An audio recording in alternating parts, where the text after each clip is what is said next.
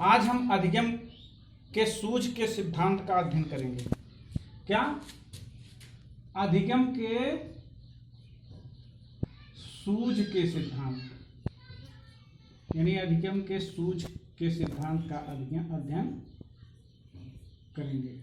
सूझ का सिद्धांत पिछली कक्षा में आपको जो सिद्धांत बताया गया वो थॉर्नडाइक का था। अब आज जो सूझ का सिद्धांत बताया जा रहा है, इसके प्रतिपादक कोहलर है। कौन है? प्रतिपादक कोहलर। जो सूझ का सिद्धांत है, इसके प्रतिपादक कोहलर द्वारा जो थॉर्नडाइक के प्रयत्न एवं भूल के सिद्धांत के विरोध में किया गया, अर्थात अधिगम का जो सूझ का सिद्धांत है उसके जो इसके प्रतिपादक हैं वो कौन है? कोहलर हैं। और जो पिछली कक्षा में बताया गया थॉर्नडाइक द्वारा क्या? प्रयत्न एवं भूल का सिद्धांत। तो प्रयत्न एवं भूल के सिद्धांत को जो थॉर्नडाइक ने बनाया था, उसके विरोध में कोहलर ने क्या किया? सूझ के सिद्धांत का प्रतिपादन किया। और सूझ का सिद्धांत इस बात पर बल देता है, ये जो सूझ का सिद्धांत है जिसके प्रतिपादक कोहलर हैं, वह इस बात पर बल देता है कि कोई प्राणी नवीन परिस्थिति में होने पर क्रमहीन या असंगत व्यवहार करने के स्थान पर परिस्थिति को भली भांति समझने तथा उसके अवयवों में उचित संबंध या तालमेल स्थापित करने के लिए जो समस्या उत्पन्न होती है, उस समस्या का समाधान प्राप्त करने के लिए प्रयास करता है। यानी जो अधिगम के सूझ के सिद्धांत के प्रतिपादक कोहलर हैं, उन्होंने बताया कि प्राणी नवीन परिस्थिति में होने वाले क्रमहीन या असंगत व्यवहार के स्थान पर परिस्थिति को भली भांति समझता है और उसके उचित अवयवों में संबंध स्थापित करके उस समस्या का समाधान हल करता है। इस प्रकार स्पष्ट होता है कि अंतर्दृष्टि या सूझ के सिद्धांत की बात करते हैं। यानी सूझ के सिद्धांत को क्या कहते हैं? और भी क्या कहते हैं? अंतर्दृष्टि का सिद्धांत। इसको अंतर्दृष्टि के सिद्धांत के नाम से भी जानते हैं। तो इन्होंने बताया कि अंतर्दृष्टि या सूझ के सिद्धांत का यह अभिग्रह है कि किसी नवीन स्थिति में समस्या का समाधान अचानक प्रदर्शित होता है। जब कोई समस्या आती है तो कभी कभी अचानक मन में ऐसी भावनाएं आ जाती हैं कि उससे उसका समाधान हो जाता है। तो सबसे पहली बात आई कोहलर की। तो कोहलर ने जो प्रयोग किए हैं वो अधिकतर वन मानुष पर प्रयोग किए हैं। और ये जो सूझ के सिद्धांत की बात किया वो सुल्तान नामक चिंपैंजी पर, जो इसका प्रयोग है किस पर किया गया? सुल्तान नामक चिंपैंजी।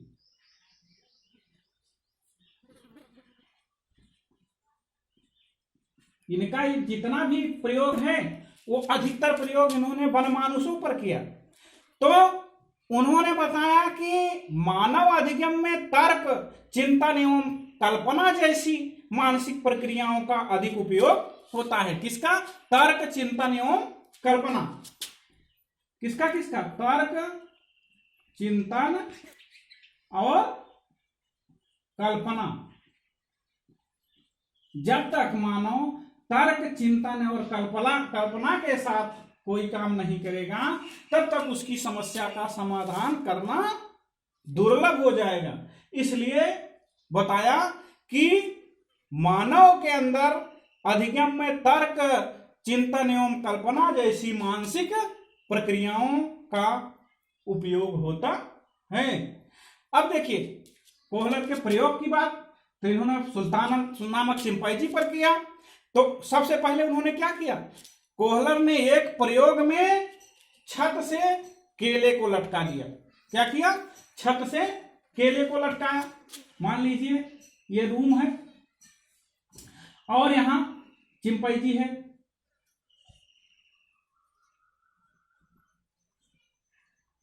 और केले को यहां लटका दिया गया। केले का गुच्छा यहां लटका दिया गया छत से। अब यहां ये रूम में इसको बंद करके छोटे छोटे बॉक्स इधर उधर बिखरा दिए गए हैं, पड़े हैं लकड़ी के।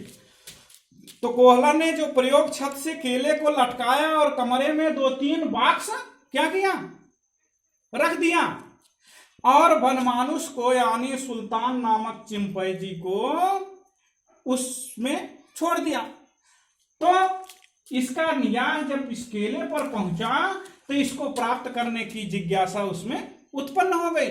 और प्रारंभ में उछल कूद के आधार पर वह कई बार जंप किया, उछला कूदा, केले को प्राप्त करने का प्रयास किया, लेकिन बार बार उछलने के बाद भी वह असफल रहा।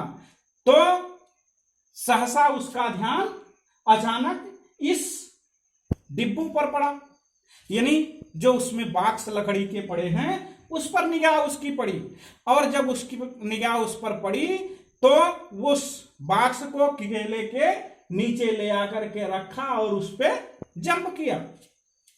तो बार बार अंतः क्रिया हो रही है, क्रिया प्रक्रिया कर रहा है, लेकिन वहां तक पहुंच नहीं पा रहा है। लेकिन जब उसके दिमाग में तर्क, चिंतन और कल्पना की बात आई, वहां सोचा समझा, तो बॉक्स को उठा करके रखा, एक बॉक्स के ऊपर दूसरा, दूसरे के ऊपर तीसरा, यानी यह बॉक्स पर चढ़ करके ही केलों को प्राप्त कर लिया। तो जो कई बार असफल प्रयास करने के बाद तर्क, चिंतन और कल्पना के माध्यम से बॉक्स को एक दूसरे पर रखकर केले को आसानी से प्राप्त कर लिया। इससे स्पष्ट है कि प्रयोज्य ने असंगत व्यवहार के स्थान पर तर्कपूर्ण एवं चिंतन युक्त व्यवहार के आधार पर समस्या का समाधान किया। यह समस्या का समाधान, केले को जब प्राप्त कर लिया तो उसकी समस्या का समाधान हो गया। अब देखिए गेस्टाल्टवादियों की बात आई। जो प्रसिद्ध गेस्टाल्टवादी कोहलर जो थे, कोहलर, नेफा, ये गेस्टाल्टवादी थे। तो गेस्टाल्टवादियों ने मानव अधिगम में सूझ का कुछ न कुछ प्रदर्शन निश्चित रूप से बताया कि जब तक लोगों के अंदर सूझ नहीं उत्पन्न होगी तब तक उनकी समस्या का समाधान नहीं हो सकता।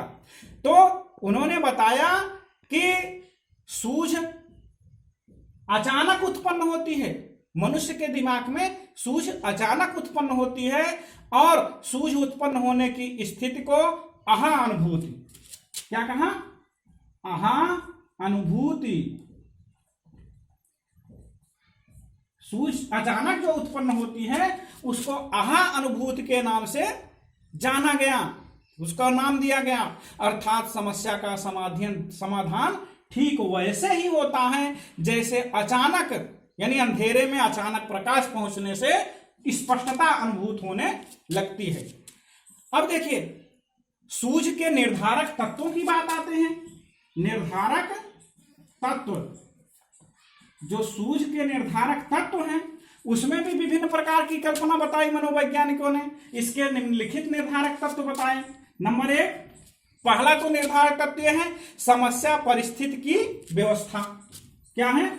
समस्या परिस्थिति की व्यवस्था।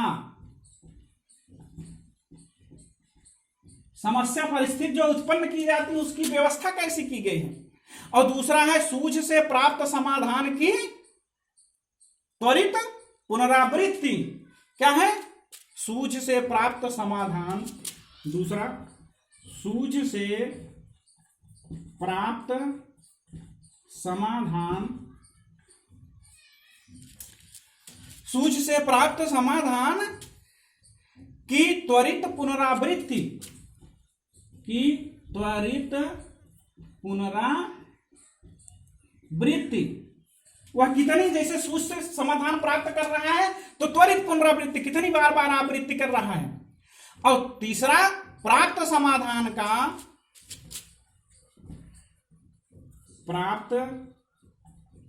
समाधान का यह जो तीसरा है, नवीन परिस्थिति में उपयोग,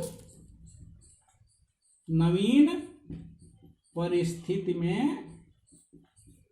उपयोग। ये तीन मुख्य निर्धारक तत्व बताए गए, समस्या परिस्थिति की व्यवस्था और सूझ से प्राप्त समाधान की त्वरित पुनरावृत्ति और प्राप्त समाधान का नवीन परिस्थिति में उपयोग। जो स्थिति परिस्थिति बनी उस परिस्थिति में उसका कैसे उपयोग किया गया, ये थे सूझ के निर्धारक तत्व। अब अधिगम के सूझ के सिद्धांत में जो भी बात बताई गई वह संभवतः आपके समझ में आ गई होगी। अगला टॉपिक अगले दिन।